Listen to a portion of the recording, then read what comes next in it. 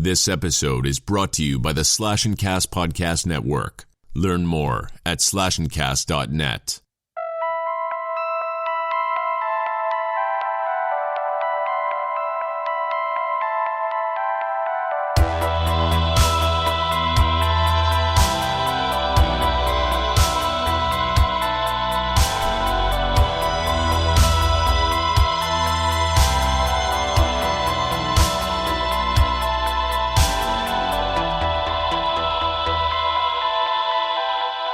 Welcome back to the Crystal Lake Soldiers podcast. My name's Isaiah, joined as always by Mark, Sean, and Ted. How are you guys doing this weekend? Pretty good, man. Happy, happy, happy, happy, happy, happy.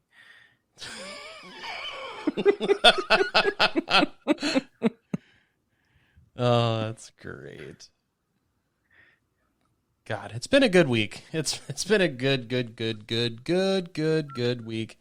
We got a fun show for tonight. We're going to be reviewing Ice Cream Man from 1995, starring Clint Howard. That was an interesting movie. We'll get into that here in just a little bit, though. But before we get into all that, what have you guys been up to this week? Watching a lot of TV and movies for a change, man. I got to finish the Cobra Kai season 2 and still impressed and was like, holy shit at the end, because I thought they killed Miguel, honestly, the way he fell. Yeah, I did too. Alive. I thought that's why they hung on the shot of him falling for so long. Dude, I was like, damn, that motherfucker's gone.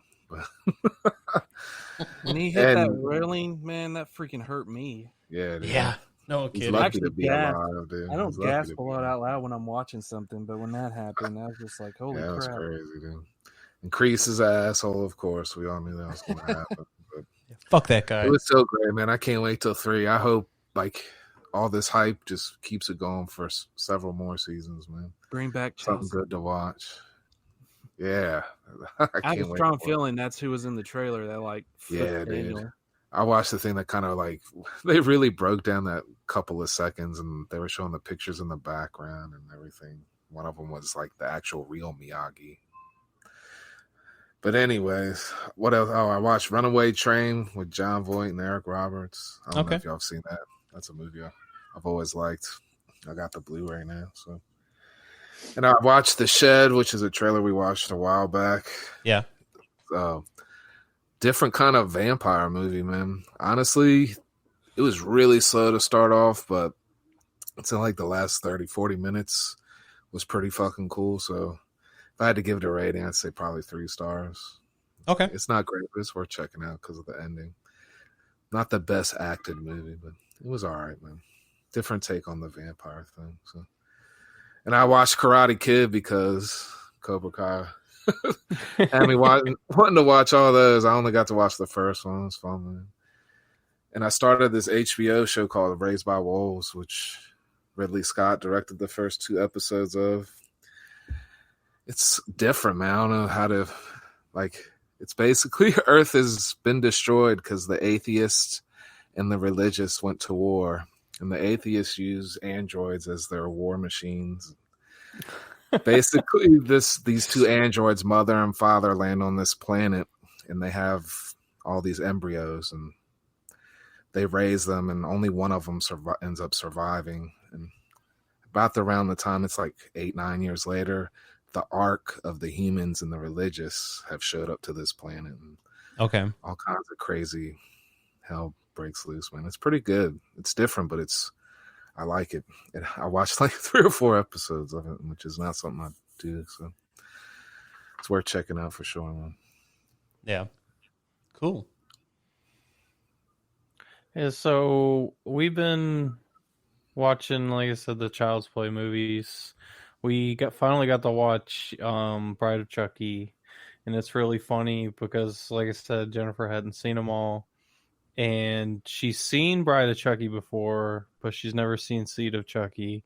And at the end of the movie, it was really funny because the baby came out of Tiffany, and she said, well, whatever happened to that? I never heard of Chucky having a kid before. I said, it's because it was so terrible. They didn't continue with it. And it's funny because I was debating on whether, because if it was just me watching them all, I would have skipped Seed altogether. Yeah. But I feel like I still need to watch it with her just so she can see it. And Yeah, so you can say, look at how shitty this is. Right. And hope to God they don't like it.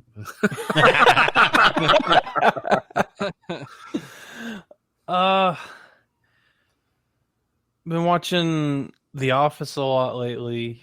Okay. I didn't realize there were so many seasons. I'd watched it many fucking years ago, and I thought I'd seen them all, but apparently I haven't. Playing a lot of Tony Hawk, man. That game has got me so nostalgic.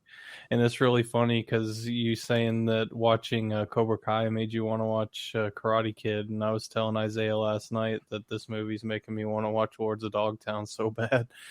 Yeah, that's a good one, man. I have that, and I got the documentary of the real shit too, man. I like to throw both those in once in a while. It's a good story. That was like the Z Boys from Dogtown or something like that. Yeah, exactly. That was really good. I really like how they revitalized this, but they kept so much of it the same. Like all of the tracks are the same, but they are so much better rendered. Like if you look at the side by side comparison, there's a real bad I don't know what you call it, like the limitation of the screen where at the certain point there's a fog and you can't see the rest of the map. Yep. I think they call it pop in or something like that. Something like that. But there's none of that on this, and they've even added in beautiful fucking backdrops like outside of the limitations of the map, like the Venice Beach map. It's like sunset and it's so fucking beautiful, and you see all the sailboats in the background. It's awesome. Yeah, I can't wait to pick that one up, man. It looks fun. It is fun, man. I'm going through the challenges with all the skaters, trying to max them all out right now.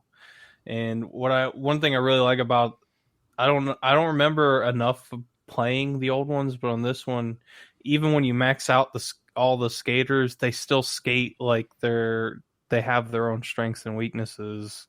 Like that's cool. Yeah. For me, Rodney Mullen's always been my favorite character because he's so good at the grinds and the manuals and the flips, which is what I like to do because that's how I build up my combos and shit. Yep. Yeah, I think everybody's always had like their favorite skater with those games because like the original one, when I originally played, I always used Rune Gilfberg was the skater I always used. He's good with the grinds and the flips too. Mm-hmm. I just finished his, and when you get all the stats for all the characters, you unlock their skate video, and he's got one of the best ones, I think. Yeah. I always like Rodney Mullen just because I liked him anyways. Yeah, I was a huge Rodney Mullen fan. Like he's so iconic to the sport. I mean, the man, he invented the fucking kickflip. Yeah. Exactly. Half the other shit the street skaters do.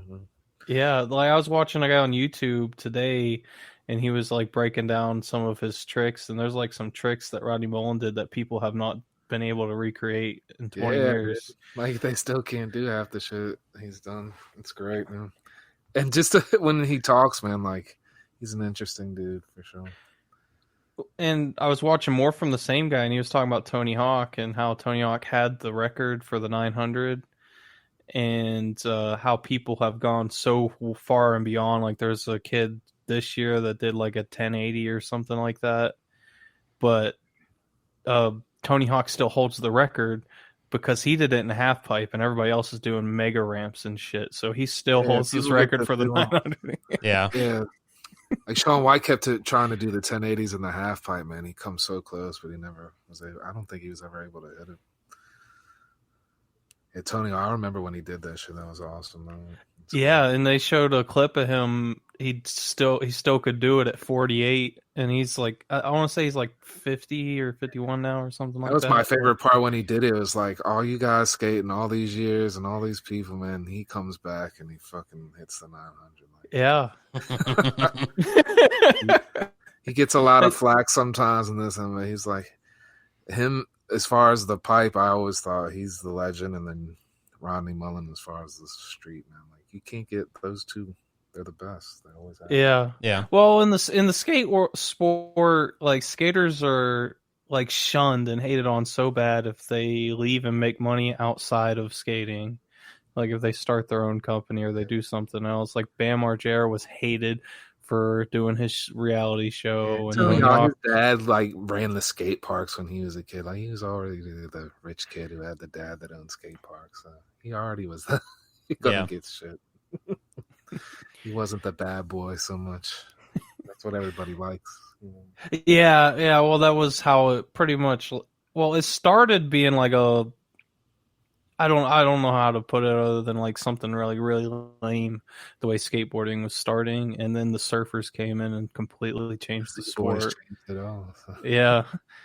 It's got a really interesting history, and now it was supposed to be in the Olympics this year, and then Everything COVID happened. canceled the Olympics. But yeah, that's pretty much been my week. Mostly Tony Hawk, been playing the fuck out of that. Yeah. Cool. What about you, Ted? What have you been up to this week? Besides work, just watch some movies. Watched Monday, since it was Labor Day, I had the day off. Watched the Fright Night 2011 remake for the first time, and I really liked it. A lot of fun. I enjoyed everybody in it, all the characters. I actually like this version of Evil Ed. I can't stand the original version of Evil Ed. I guess I know I'm in the minority in that, but that's just my opinion. I'm with you. And then right after that, I watched the Fright Night 2 New Blood, which came out in 2013. And it's not a sequel to the remake. It's just another remake that they slapped the name Fright Night 2 on there, which, okay, whatever. And it was just a lame remake compared to the first remake. Some things that I like, I liked Friday Night 2 New Blood sucks. Never mind. In the first remake they did, I liked the one area where they had them all buried. That ending scene when they went to kill him. I remember that being pretty That was cool, yeah. There's some, I can't even really pinpoint it out. Like, it's not an awful movie. It's just a lame Fright Night movie. And it's just another remake. And, the plot of that one, the kids, the class, Charlie and his friends, they were on some class trip in Romania. They took a page from the original Fright Night 2, and this time Jerry is female. And they spell her name with a Gerri. And basically her whole plot is to become a super vampire where she can walk around in the sun. But the way to do it is really convoluted, and I'm just like, what? You have to do this, but then you have to do... And it didn't make sense to me. And anyway, I stopped caring because I just didn't care. Mm-hmm. That's something they try to do in vampire movies. I mean, it sounds like it would be something that was cool, but I don't know, man. I always felt like the badass old vampire who's lived thousands of years and is still running shit was more impressive than someone who needs to try to walk in the daytime. Yeah, that was basically the first remake. Still, it was just Jerry just doing his thing, And but this female Jerry is just stupid. I mean, they added a cool. The cool thing was the little origin for her. She is Elizabeth, what's her face, who bathed in blood. They made this, and the whole backstory's told like in a comic book style. It was pretty cool. But like Peter Vincent in this version is a lame ghost hunter show host, and he just sucks. The dude from the 2011 remake, he was Doctor Who for a couple of years. He did a great job in that remake. But yeah, I finished the Karate Kid franchise with Next Karate Kid also this past week. Just had to finish it. Yeah. Watched that, and then this weekend I watched one of the worst movies I've ever seen in my entire life, and that's Blood Hook. I hate this movie. Jeez, I've seen it, man. It's not that great. It took me 3 sittings to get through the whole thing. Why is this movie an hour and 50 minutes long? Why is it a 2-hour movie? everybody, gosh, I hated all the characters. I wanted everybody in this movie to die, even the little kids. I just did not care. It was lame. If it was meant to be like a funny movie, then it failed. If it was meant to be a straight horror film, it definitely failed. Gosh. See, and this is the first 40 minutes. What's that? I was just going to say, this is where me and Ted differ for once on movies. Usually we're pretty spot on, with what we like and what we don't like. We're usually pretty in line, but this one I thought was fun. But I totally get where you're coming from with it, because it's definitely not a movie for everybody. I was thinking it was going to be fun because, I don't think there's ever been a slasher film that takes place during a fishing competition. So I was like, this could be cool and fun, But it was so lame and boring. Oh man, the first 40 minutes, I had to stop it. Yeah. Because I was just so bored. And I ended up taking a nap, and then I watched 30 more minutes, and then I was like, I'm done for the day. It made me not want to watch any more movies the rest of the weekend. That's how bad it was. I don't want to watch any more movies right now. That's bad, because normally I have to just go back and watch something to cleanse my palate. Something I know I love. I was like, I don't even think I could put in another movie or go to. I didn't even go on from Netflix this weekend. I can't do anything. So I popped in Married with Children and just was like, there, just something to entertain me. Yeah. And then I finally finished it this morning after I woke up. I was like, fine, I'll finish the last 40 minutes. And I was just like, gosh, I'm just glad I'm done with it. I think it's ironic, too, that the guy who directed it was also the producer for Mystery Science Theater 3000. Yeah. Why didn't they show your movie on that show? Yeah. Jeez. Oh, that's good. Yeah. So, pretty much that was my weekend. Okay. Or my week. Nice. Well, my whole week's been a fucking whirlwind. I mean, I've had so much going on this week. Obviously, sold my house, which was, in the process of selling it. Somebody made an offer, which ended up accepting. So as long as their financing goes through, I should be house-free and debt-free by the middle of next month, which will be nice. And then to kind of celebrate with that, I ended up buying myself Tony Hawk Pro Skater 1 and 2 as a little treat, a little celebration for that happening. So I've been playing a lot of Tony Hawk this week. Oh, not a lot.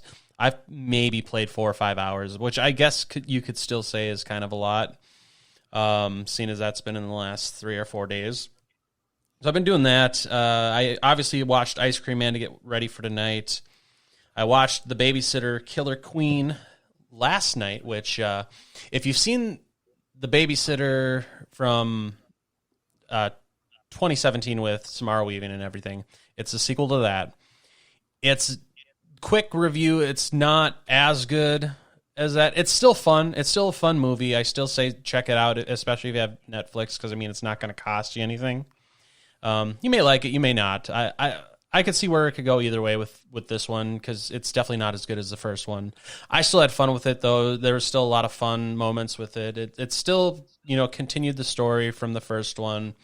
And I think for a sequel, it did an all right job. I mean, it looks okay. I almost checked it out this weekend and I just never got to it. Yeah, it's not going to win any awards or anything like that, obviously. But it's if you got an hour and a half to kill, it's not a bad way to spend an hour and a half. I don't think.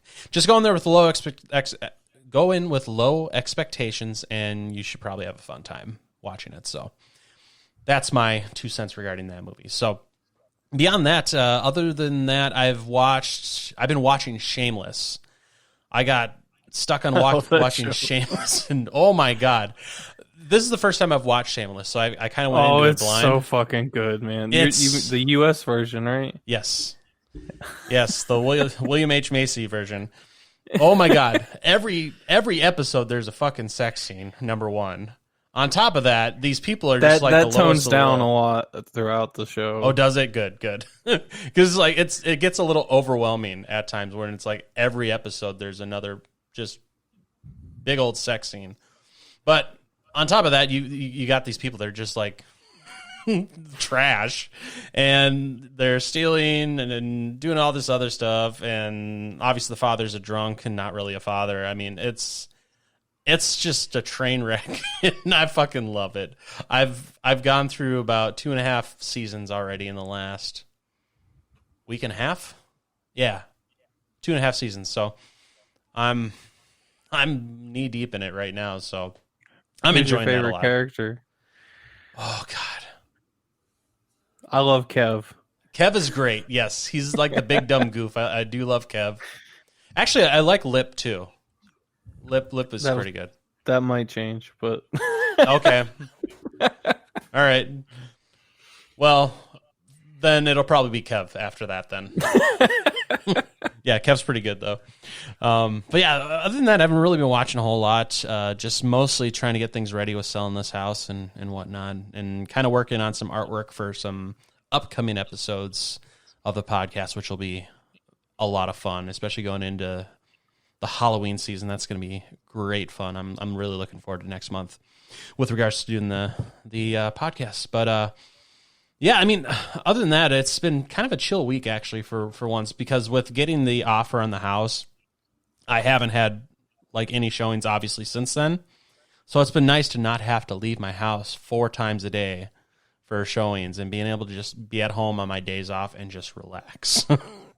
It's been tough doing that for the last few weeks, just not really being able to be home and constantly having to clean, constantly having to make sure everything is like tip top perfect condition. It's At least you did, man. Not everybody does that shit. yeah. yeah.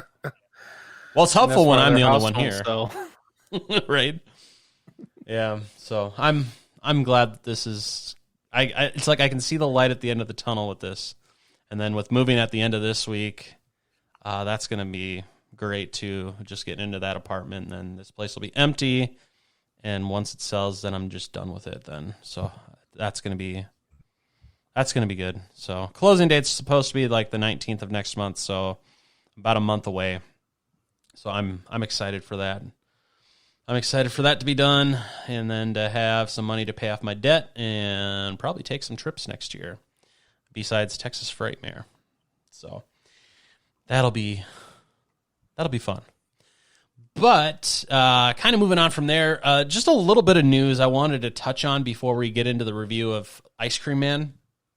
Just a couple things that kind of came up this week. So, number one, if you haven't had the chance to see Friday the 13th, the original movie, in the theaters, you have the ability to do that this October. So, on October 4th and 7th, Fathom Events is actually bringing back Friday the 13th into the theaters for those 2 nights. And on top of showing that in the theaters, they're also going to have a special bonus called Secrets Galore Behind the Gore, Friday the 13th, which is going to be about the effects and makeup effects, and it's going to have Tom Savini in that kind of bonus feature that they're going to be showing on those nights. So that's I haven't been able to see Friday the 13th. This is like the one franchise original movie I haven't seen in the theater yet. So I'm pumped for this because I've always wanted to see this in the theater. So I'm going to get my chance. That should be good, man. Fathom Events usually does cool stuff. They did Halloween a couple years ago, which I've seen a few times, but it was on my birthday, not last year, but maybe 2 or 3 years ago. Mm-hmm. That was fun. And my favorite that they did Halloween 4 and 5 together as a double feature one year. So yeah, they always do something cool, man. They did Land of the Dead once and did a interview with George Romero before, and it was the uncut version or whatever. So, oh, nice. Yeah, I've been to a lot of the Fathom stuff. They do a good job. They really do. Because I know with Fathom Events, I've gone to some different ones. Like when Gene Wilder died, they did one for Willy Wonka and Blazing Saddles. So I went and saw a double feature of that, which that's awesome. That's a great double feature to go see. Yes. Going from Willy Wonka into Blazing Saddles, that's great. Willy Wonka's hilarious anyway. So that's a good. I like that. Yep. And there's been a few other ones, just some random movies that they've done in the past that I've gone and seen for Fathom Events. So they do a good job. And like They're you were saying, Friday 13th next month. Fathom Events. I mean, yep, for his 40th anniversary. Yep. And so that's gonna be great. So that's October 4th and 7th for Friday the 13th. So you can check Fathom Events scream5.com for more information to see if it's playing in a theater near you. I checked and it's definitely playing in mine, so I'm definitely going to go see that on one of those nights. Probably that Wednesday night. I'm going to end up going and see it. Really looking forward to that. Ooh, Total Recall, October 10th, 13th. Yeah. Psycho, October 11th and 12th. There you go. Next bit of news that came out this week is we know that Scream 5 has been in the works, and David Arquette and Courtney Cox are coming back. They officially got word that Neve Campbell is going to be a part of Scream 5, so that's going to be coming, I think they said January of 2022 is when that's coming, so... It's just going to be another family member of Sydney. Is it 2022? I thought it was. Yeah, I thought it was next year. I'm not excited. I think it was originally supposed to be next year, but they pushed it to January of 2022. It's going to have the same ending. Either way, it's going to have the same ending as 3 and 4. It's going to be another relative who wants to be famous because Sid is famous for surviving. Maybe. Or it's Sid going to be the killer, which, who gives a That's crap? what I thought they should have did him for. But... Yeah. I don't care what Ted says. I'm excited to see it. No Wes Craven. It's going to be a hard sell for me. Yeah. I love me some Scream. Well, and it's kind of hard to get him to come back now, isn't it? True. Very true. It is kind of a hard sell, though, without him being a part of it. I have the strongest feeling one of the main reasons that those movies were even slightly entertaining was because of him. So, yeah. So, Mark, you're wrong, just like every time you. How am I wrong? How's he coming back? How am I wrong? How is he coming back? I'm not talking about that. I'm talking about Wes Craven. Wes Craven's gone. I mean, geez, you don't come back from that. I mean, geez. Rest in peace. Yes, rest in peace, Wes. Yeah, of course Wes made those movies great. That was his baby, and he said on multiple interviews that he thought Scream was his ultimate movie. Like that was his favorite movie he ever did. So Scream 5 can definitely not live up to anything. Not even my dog feces outside. Yeah. Jeez. I'm a fan of Wes, but I was never a big fan of the Scream movies. Yeah, I never was I either. disagree with so Wes much. on that. I hated Scream 2, man. I still hate Scream 2. I think that's horrible. Scream 2, Yeah, I thought I don't mind the first one. I can watch the after that though. I'm not the big. first one's fine. But I will say I've never gave them another chance in a long freaking time. So I love him. Man. Yeah, I guess I so could try to much. suffer through them to see. Yeah, I know. The third movie, Man, My sister loves them. Like I know quite a few people that like them. It tends to be the younger horror crowd, you young bucks with your movies. well, I mean, I understand. Like 2 wasn't as good, and I still it's just got that charm to it for me. I mean, I know it's meta, a lot of it's meta, and Yeah. that's part of its charm for me. And the whole, like I was talking to Isaiah last night about films within films. I like the whole idea of the Stab franchise within the movie, with the poor man Sidney Prescott as Tori Spelling. if they don't introduce time travel, then I don't care. Wasn't that one of the things in Scream 4? They said one of the Stab movies had time travel. I think so. I think so. So Scream 5 better have freaking time travel in it. They gotta catch up to Stab. They got what, Stab 9, Stab 10, or something like that. Something. I haven't watched Scream 4 in a long time. Yeah, I think I saw that once. I'm not excited for this. I'm with Sean. I'm not excited. I saw Scream 4 once, and I was not a fan. Yeah, that's why I don't have high hopes for this. I mean, maybe it will surprise us. I'm not holding my breath though at all. It is what it is. Oh, dude, I got the plot. Courtney Cox and Dewey, they broke up in real life, right? Like Yep. They divorced or something. Yeah. Dude, then the freaking Gale leaves Dewey, and freaking Dewey goes crazy, and he's the killer. Hey, could And happen. he has a love affair with Sydney because they're sick perverts in Hollywood, so why not? And then and Sydney's like the second killer. And then Gale I don't know. That's all I got so far. Or dude becomes a pro wrestler. I was thinking they were going to have something like it's Hulk Hogan. I get Hulk Hogan. Roseanne and Hulk Hogan. There you go. I'm gonna sleep everyone here, brother. I was thinking they were going to do something like what I thought they were going to do in 4. I thought they were going to come out and say that Sydney was right in the first movie, that Cotton really did have a big role in murdering his mom, and he was a big part of it the whole time. Mm-hmm. And I don't know how that would play out, but that's kind of interesting. You know, he beat the system technically because he got out and he got his book deal and all that shit. I mean, that could be interesting. Kill him off in Scream 3. Yeah. Oh, dude, what if it's revealed that Sydney helped kill her own mother? She has amnesia. Oh my god!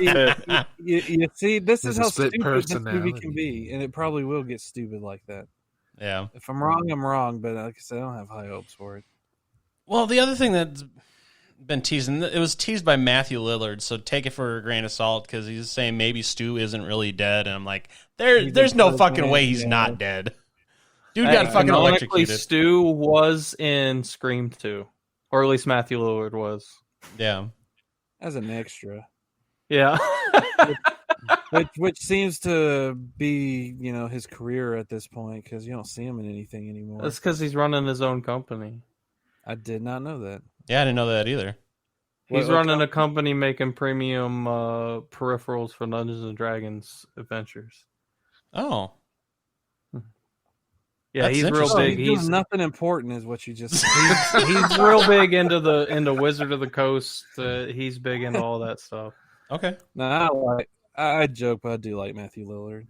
Yeah. I love Matthew Lillard. I've He's never fucking had a hilarious. He's a good guy. He was the best part of Scream 1, I thought.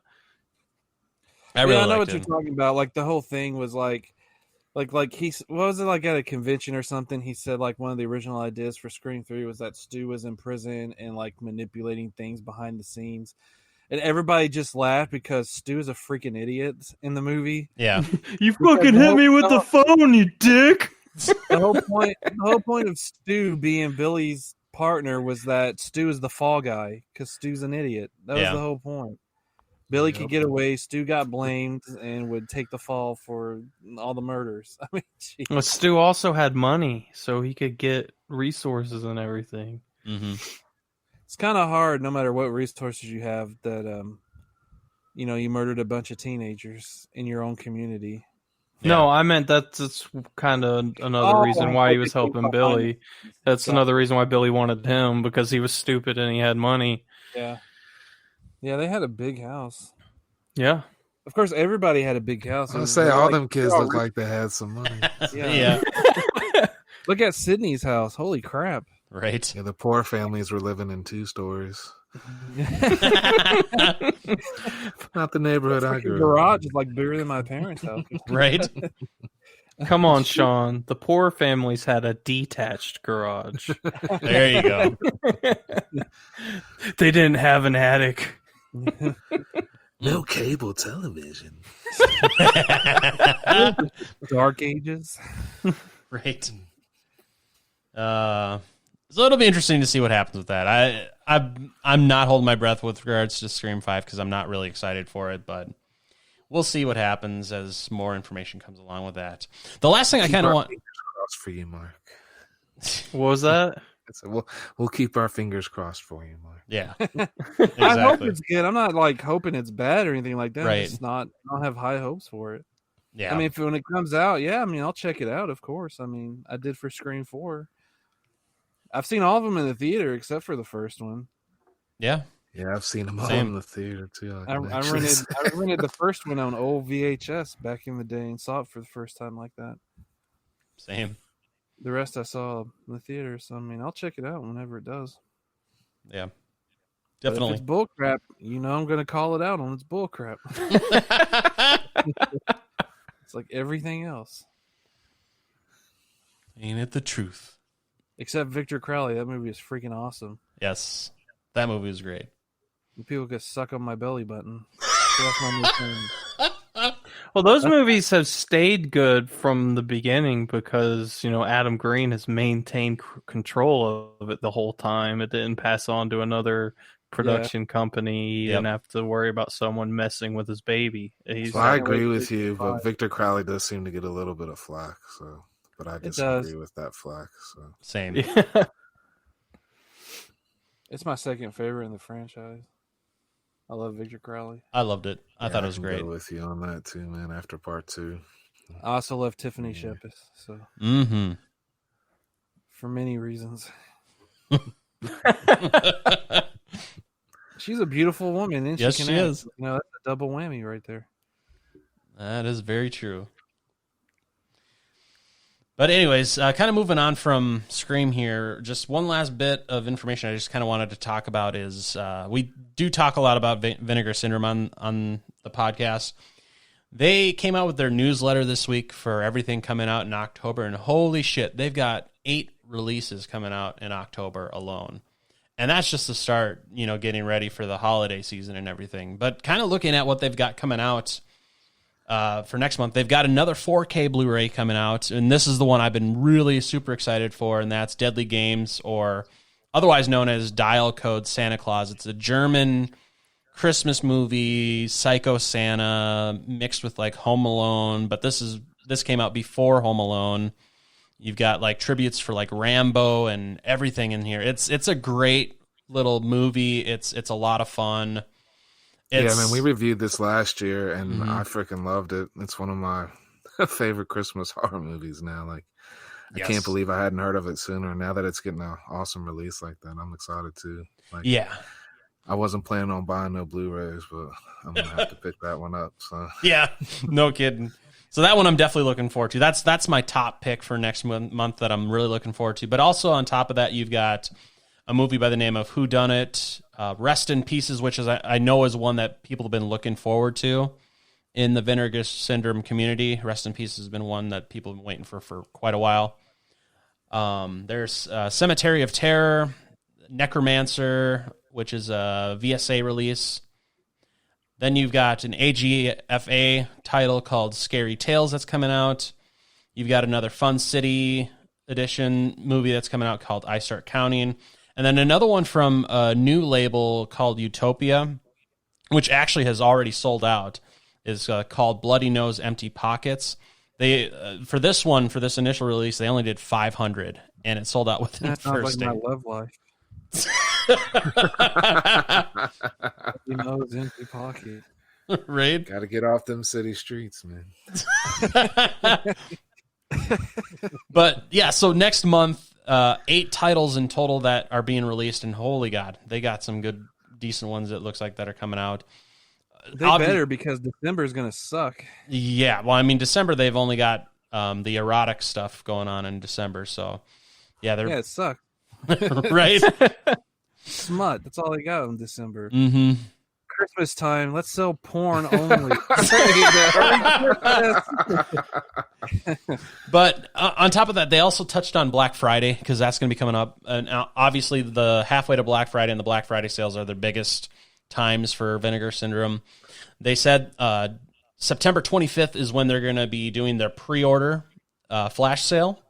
So that's when they're going to be doing that. And they said they'll have more info in the coming weeks for regarding what they're going to be doing to kind of hint at things that are coming up. So they're going to be talking about the much speculated VSU line that they're coming out with. So that's going to be talked about over the next few weeks. They do have 2 surprise titles that they're going to be talking about, and VSA titles. So basically, this Flash pre-sale is going to be 7 releases in total that they're going to be doing on September 25th. So that's something to kind of look forward to. And I'm really excited to see what they're going to be doing for the Black Friday sale. That's going to be I'm really looking forward to it. I'm just waiting for Black Friday so I can just buy their subscription and be done. Yep. Exactly. I'm putting it on the PayPal credit and just being like, here you go. Give me movies every month. Yep. I hear that. Because I am just, some of the stuff they've been releasing, like you said, has been amazing. Especially The Caller, which we already briefly talked about. I freaking love that movie. They Yep. released that. I bought that. Spellcaster's coming out sometime this month. Freaking bought that. Necromancer, I freaking bought this morning. When I woke up. I was like, yep, I'm buying this. I'm just buying it. Plus, they got free shipping now on all U.S. orders. Yes. So, I mean, and that's a big thing. now, I don't know if that's because they're tired of combining orders or what whenever you buy something. But, yeah, it's great. It could be, because they also said that they have some other announcements regarding shipping going forward that they're going to be talking about. Yeah. And I guess they're pretty excited about that. So it'll be interesting to see what they're going to be doing. I don't know if they're changing from doing like the USPS to something else. I don't know. That's just speculation. But they did say that they have some announcements coming up soon regarding how they're going to be handling shipping going forward, which should be exciting because they seem pretty pumped about it, and they think everybody's going to be happy with it. So, because I know that's been kind of a big thing with regards to the shipping. So it'll be interesting to see what happens with that. But that's kind of all I had for news. Did you guys have any other things you guys wanted to touch on before we get into this review? Yeah, I just was scrolling through Facebook yesterday, and I saw that Crystal Lake Memories is going to be re-releasing their bonus disc that they had for Kickstarter. Okay. Yeah. And it's going to be on sale from now until September 28th, and it's only $13, and I'm definitely going to be picking that up. Yeah, that's awesome, man. I'll pick that up too. Oh, yeah. That's got the What footage that I've is- been what- looking for the longest time. What that disc is if you had bought the documentary from the official website back when the documentary came out, you got that bonus disc as part of it. And what that bonus is, because I have it and it's awesome. It's 4 hours of interviews that didn't make the actual documentary. Okay. So it's freaking awesome. And you can tell, like, because some of the interviews, they don't even have, like, they're just sitting in front of a green screen. They don't even have, like, an image on it. So it's stuff that, like, some of the stuff they're like, yeah, we're not using this in the original, or we're not using this in our final cut. So, I mean, it's good. It's cool that after all these years, they're bringing it back for, people who didn't get it. Right. And for such, $13 for 4 hours is not a bad deal. So, No. Especially when it's something that you never expected to ever come out again. mm-hmm. And you got I guess if this episode comes out tomorrow, you got 2 weeks to come up with $13 to pay for it. Right. That's So cool. I'm sure somebody out there is going to be complaining. It was always supposed to be limited to There's always the people that are like, I'm mad I can't be exclusive. exclusive. The same thing happened with the box set. People were crying that their damn lithographs weren't going to be able to sell for $500. Right. Exactly. I said I've had the disc because I bought the disc. It came with it because I bought it from the website. But it's like 7 years ago, right, when the documentary came out. Yeah, something like that. Wow. And it came with it. I'm like, it's been 7 years. Why do people even give a crap? After 7 years, are you really now just planning to sell it? Or if you haven't already sold that disc or whatever your plans were, come on, get over They're it. waiting to get their one last signature on it. Right. And then I can sell it for try to sell it for $1,000 or something like that. Something like that. Gosh. Meanwhile, people who love the movies can access fun material. Exactly. Yep. Yeah. I'm glad they're doing this. I personally, it should have been like that to begin with. They should have just included it with every copy. What's Agreed. the freaking deal? Yeah. You buy it from their official website or you bought it from Amazon or whatever. Who cares? You're still getting money for making the documentary and putting it out. So just have the freaking disc in there. I don't understand. Yeah, I agree.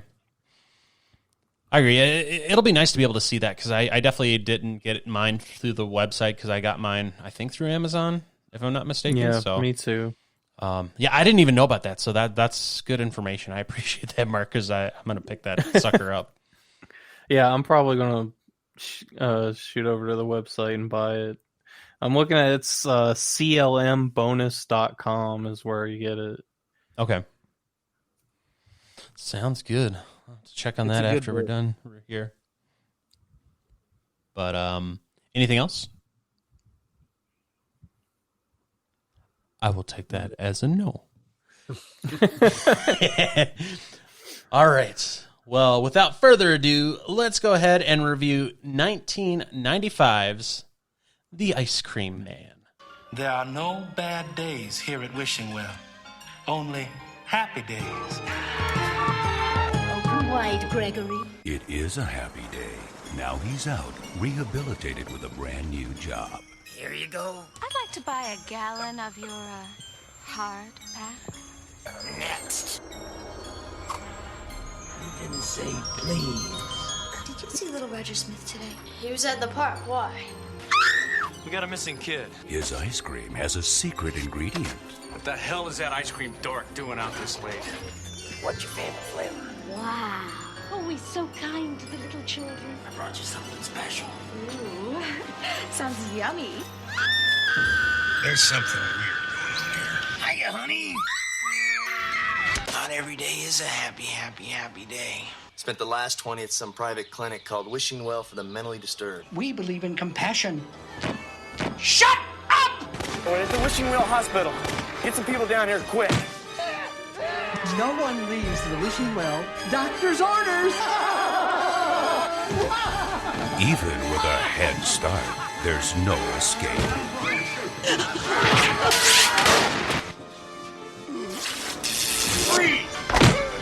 You can run, but you can't hide from the Ice Cream Man. Let us pray.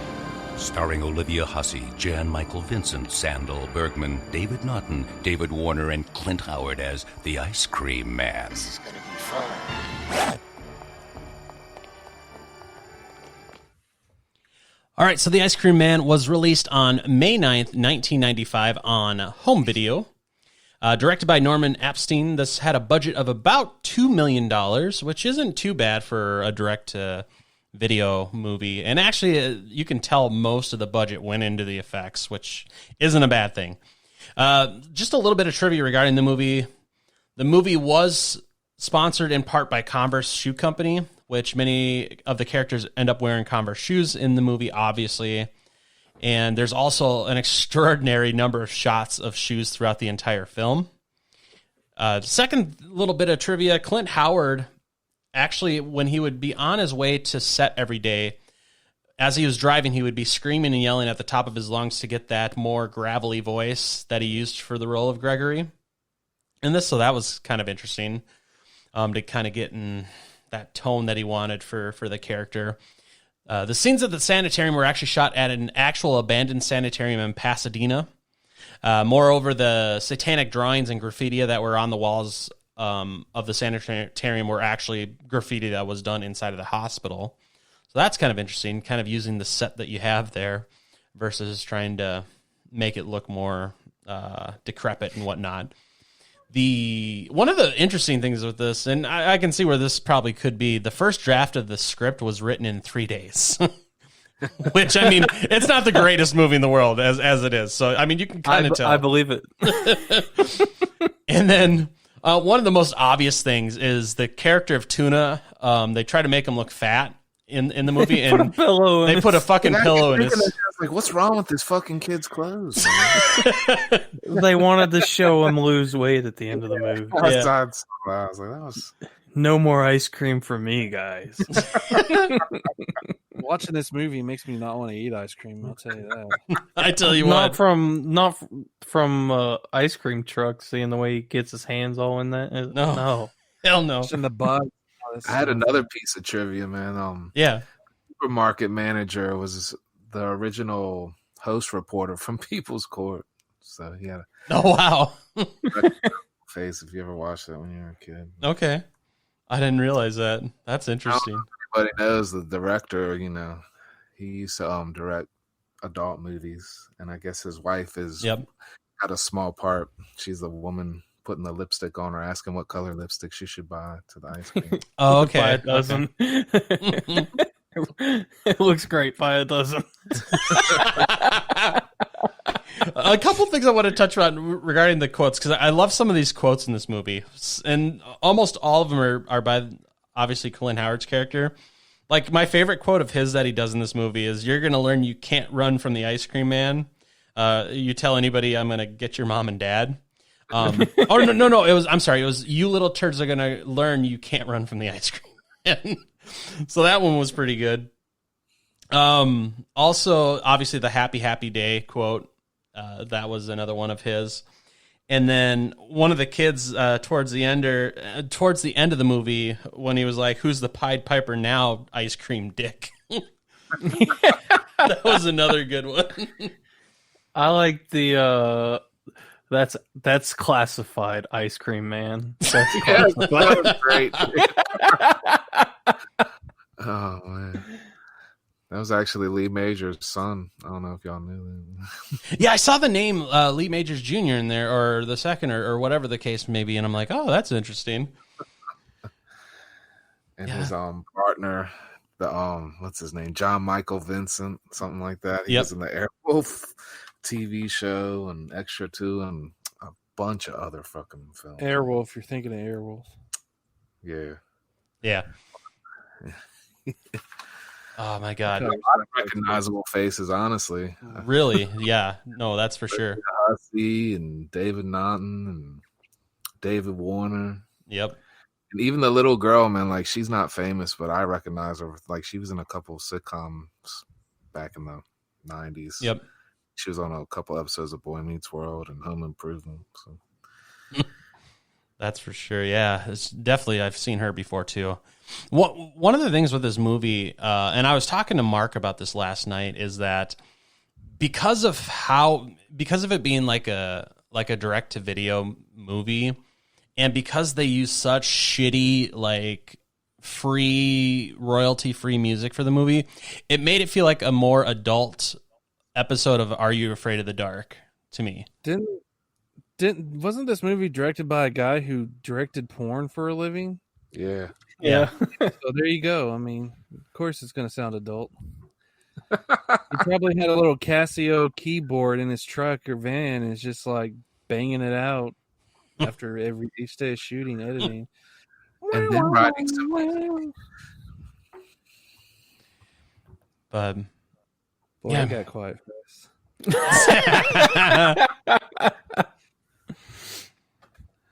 No wonder Vinegar Syndrome released this. It's got porn ties to it. Yeah, and I love you, Vinegar Syndrome. I'm just joking. This was a first watch for me, and there in the beginning, and for a good bit through the movie, I thought they were going to, cross the line and have him like hack up a kid or something, and the whole time, and it didn't go that route, and I like how part they of it at first, then you end up seeing that kid, and you're like, okay, that wasn't his eyeball and his face in the eyes. Right. and I like that they didn't like slaughter a kid on screen, and right. I thought it would have been a little more dark if they had him like at least doing more than just snatching the kids, but they kept it. It seemed like it was a little more tame, like you said, like an Are You Afraid of the Dark kind of thing. Yeah. Yeah, I which think isn't a bad thing. Should be for like a PG-13 rating or something like that. Yeah, that's what originally they were shooting for, and I know that like in one of the earlier drafts of the movie too, it was supposed to be kind of a parody of like horror movies too, even though it kind of became unintentionally funny, obviously in the later drafts, and just because it's so outlandish and just so weird that it just kind of became funny afterwards. And obviously it's got a cult following now. So, I mean, it's definitely got its audience. It's definitely not a movie for everybody though. I mean, it's such a weird movie. I mean, I had fun with it. I'd say it has the greatest puppet show I've ever seen in my life. That was so good. Oh, I love that with the two heads towards the end. That was so good. I guess two heads aren't better than one. Yeah, I really like Olivia Hussey's character in this. I thought she was funny. I always just like Olivia Hussey. Well, so do I. But they downplayed her in this, but her character was she seemed just as crazy. Typical, she was supposed to be rising. It's just typical you guys like a hussy. Can't help it, Ted. I'm full of sin. Filthy hussy. Poor Gregory. Gregory wins hide and seek. Yes, he does. Oh, and he's probably, I'd say, the best gardener I've ever seen because those flowers were gorgeous.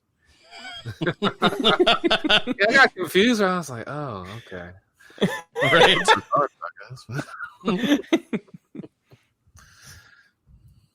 I chop up cops and use them for fertilizer. Yeah, that was so good. Yeah, Clint or Gregory, whatever. I'm sorry, Ice Cream Man. We didn't find anything. Oh, fuck you, dude. You just tore my place up. Cops in this town definitely weren't of A+ material. No, man. Sure. That cop was fucking covered in ice cream. His uniform was ruined. They look like two kids going in to fuck a place up, not two. Yeah, cops. they did. Right? And then they didn't find the only hidden wall because that's what they were looking for was hidden walls. God, it's so good. Like, I don't know. It's just like this movie was kind of all over the place at the same time. One thing I did really like about the movie, like I said towards the beginning, was the effects. Especially like the head and the oversized ice cream cone. That was fucking great. Awesome. When he goes in on that lady and tells her to shush. Brings her that ice cream cone. That was so classic. After he put the waffle iron on the guy's face and then decapitates him and does that. Oh, it's so good. I mean, overall, obviously the effects weren't incredible, but I mean, for being such a cheesy movie, I thought they were like perfect. Like, especially with like that fake like rubbery eyeball in the ice cream as the cop is like chewing on it. That was so good. My wife was watching at that point and cringing. I'll say I didn't like some things, like how they were in a well-lit fucking parking lot and the ice cream truck comes by and they're like, quick, duck, and they're just right in the open and he just doesn't see him. Kind of stay in the same spot and don't even really I didn't like Little Paul's character because it seemed like he was having fun and he was actually interested in what was going on. Like, it didn't seem like he was playing him to make him think he was interested. It seemed like he actually was. Like, he was really interested with stirring the ice cream. And he turns on him, and then at the end, he's freaking crazy again. Yep. Yeah, it's like he kept making out-of-character decisions, and I don't know. I didn't care for that part. Mm-hmm. I thought this actually... Oh, go ahead, man. I want to cut you off. I was going to start a whole nother point, so you can go ahead.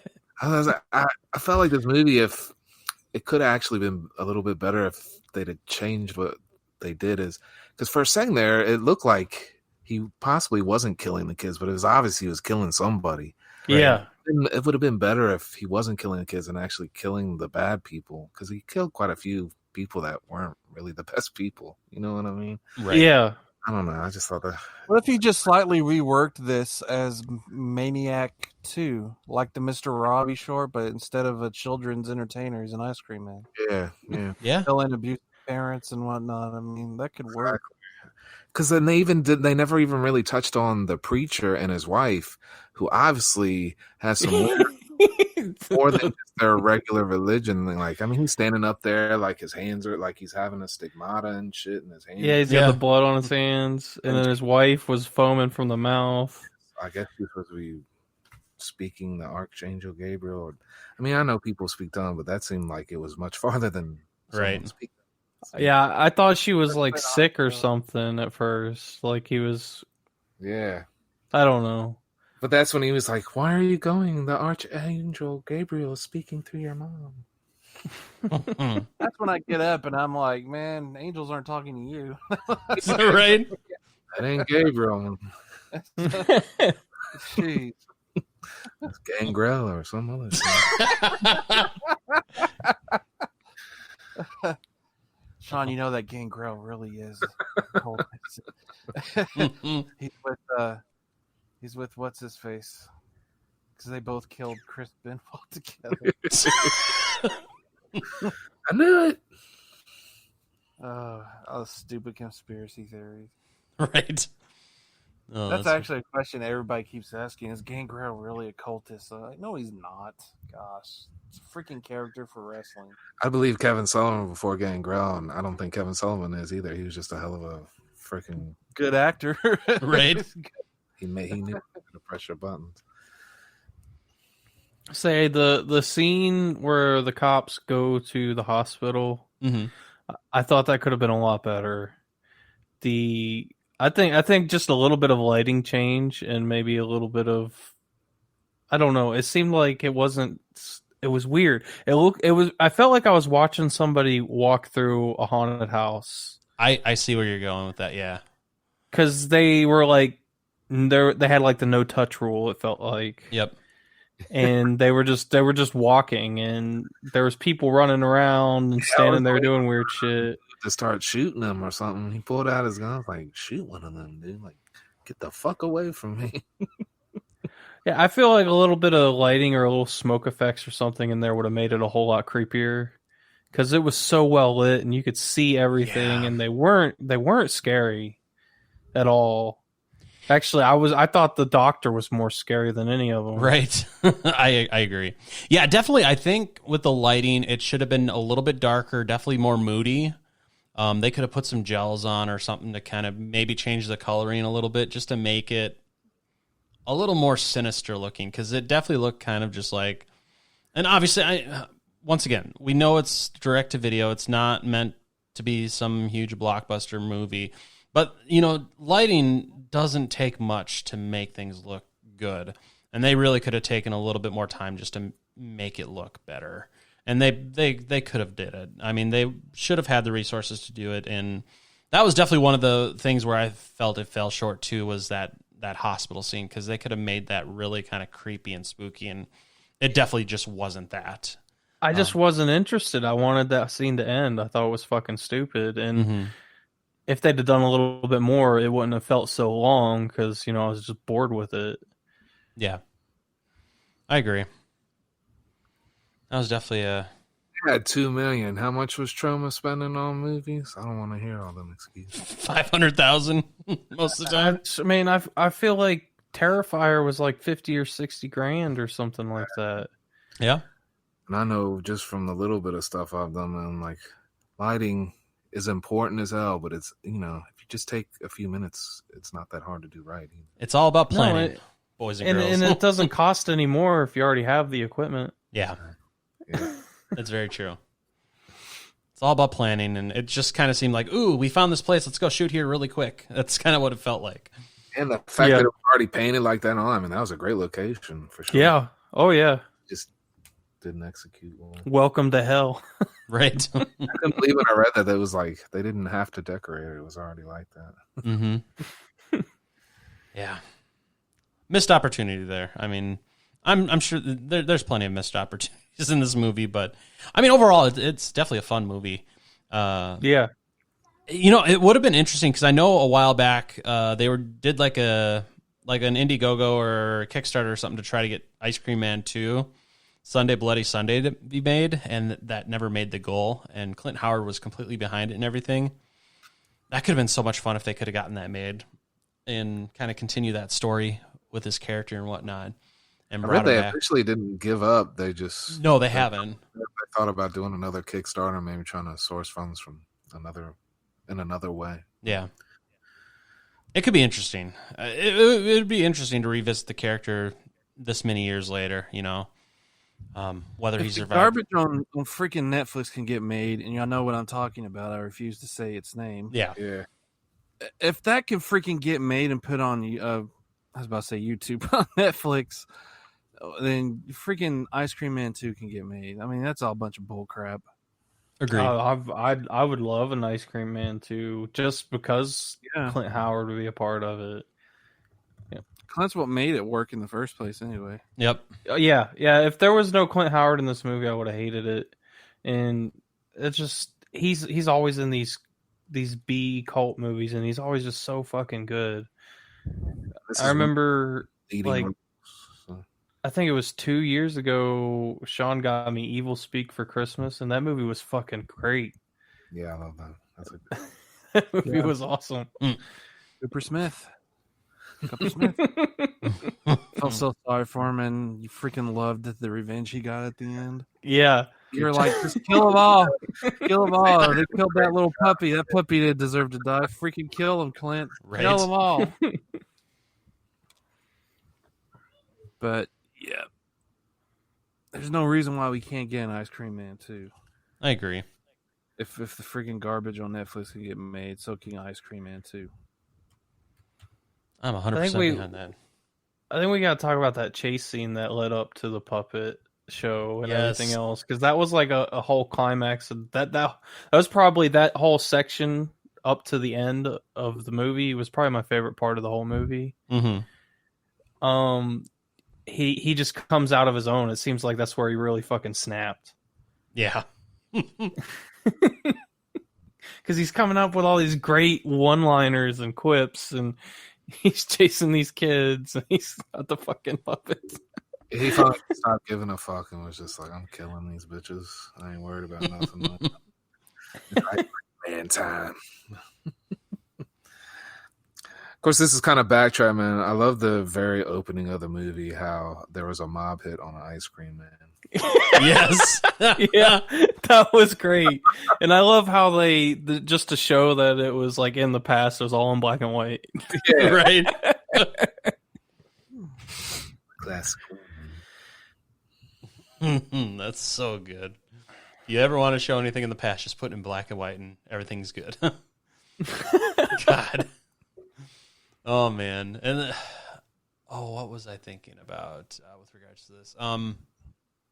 The whole, like, they pulled the whole Friday the 13th Part 2 thing. When the kid takes the picture of the original Ice Cream Man off the wall and puts the flashlight on it and has Clint follow him into the ice cream factory. Yeah. And I'm like, that's so fucking dumb.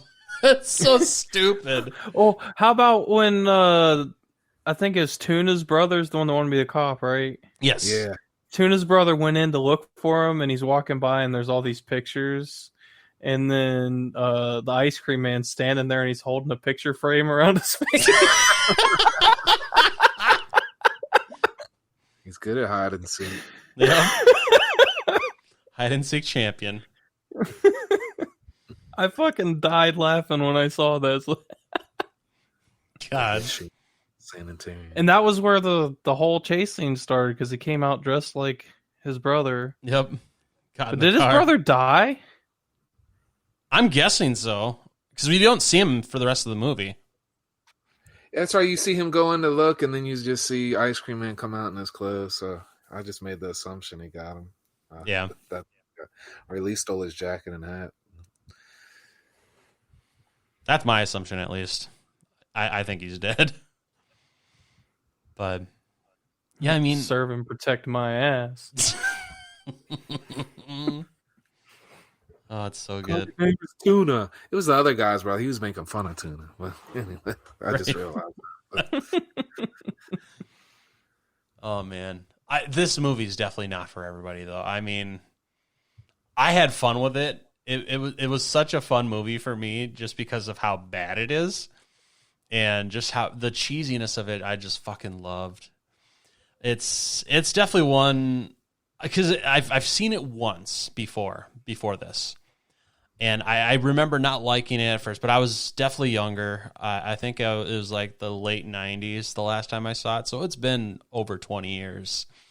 But same here. It's rewatching it now though, I fucking loved it just because my tastes have changed so much, and I've grown to love that cheesy, just tongue-in-cheek kind of horror movies. I fucking love this movie. It's so good. It's so bad but good. I want to know what his soup ladles are made out of that he can knock a cop out with them and they don't wake up until the next day. Right? Straight Commando at that point. But I mean, the ladle didn't bend or anything. No. Straight up iron or something. Boom. Oh, so good. But all right. Well then, any other points you guys want to talk about regarding the movie? No, I think I covered everything. All right. Well then, what would you guys rate this movie then, if you're gonna rate it out of 5? I'm gonna give it a 2.5. I enjoy parts of this movie. Like, I mean, it's got some funny quotes, and I love Clint Howard and Olivia Hussey in this. I feel like they might have been, I don't know. I felt like maybe they spent too much money on what they thought was star power or something. I don't know, man. Like, there's just some things missing from it for me. But, it's not, I mean, it's a terrible movie, but it's not the worst. So, yeah. It makes me chuckle. Like I said, I love Clint Howard and Olivia Hussey. So I'll give it 2.5, maybe 3 stars just because Clint Howard's great. So okay. Yeah, I was gonna say if you like cheese and if you like watching a horror movie that this isn't an Oscar-winning movie. You're not gonna go in and be terrified about this or have your mind blown. But if you like cheese and stuff like that, you like this movie. Like Sean, there's quite a few things about it that I didn't like, but I still have fun with it and it makes me laugh. And I think for me, it's a solid 3 out of 5. I'd say it's good, not great. Okay. Sounds good. What about you, Ted? I'll go with 2 out of 5 because of Clint. Okay. Pretty much everything. Pretty much because everything, what Sean said. Some funny quotes, but overall, I think if, like he said, spending a bunch of money on what they thought was star power. I mean, because in the early to mid 90s, I mean, did anybody really, really care about Olivia Hussey? Not really. So, I mean, but, it is what it is. And kids usually make me like a movie more. I don't know. They were okay, but they're kind of flat, man, these kids. Yeah, I would agree with that. So. Definitely. Well, for me, like I said, I love this movie. It's not a great movie, and it's not going to be for everybody. This one's definitely going to get a 2 out of 5, 2.5 out of 5 for me, mostly because Clint Howard. I love Clint Howard. I've always loved Clint Howard's characters. And, I mean, overall, it's like the music is terrible in this movie. Like I said in the beginning, it's like an overly long adult version of Are You Afraid of the Dark? And that's not necessarily a bad thing, but this is definitely not a movie I'm going to go back and watch every year or even every month or anything like that. But I mean, I don't mind going back to revisit this probably every once in a while now that I've seen it again 20 years later with more mature eyes. But it's I mean, it is what it is. It's not a good movie, but it's so bad it makes it good, in my opinion. So that's why I got to give it a 2.5 out of 5. But as always, we would love to know what you guys think. You can always reach out to us through our Instagram, Twitter, and Facebook, all at CLS Podcast. We definitely appreciate you guys checking out this week's episode. And continuing next week and the final week of September, we have 2 more movies to go over regarding food-based horror movies to review. Next week is going to be 1983's Microwave Massacre, which is one of my guilty pleasures. I fucking love that movie. And then we're going to end. It's great. It's fucking great. And if you haven't seen it, I highly suggest checking it out. But then we're also going to end this month off with a classic, The Stuff. I'm really looking forward to that, revisiting that. Highly suggest checking that one out too. So it's going to be a good rest of the month. And then going into October, we've got some good movies picked up for October to go over. And we'll be excited to share that when the time comes. But until then, is there any final words of wisdom as we leave? 1 month till Friday box set. Yes. Actually, exactly a month. Yeah. Oh, man. I had already put it out of my mind because I just didn't want to build up the anticipation. And now I'm thinking about it again. I'd say if you guys have, like, in your gut, you feel these dreams and aspirations, and you just you have to be a police officer. What I tell you is just get a gun and the badge will follow.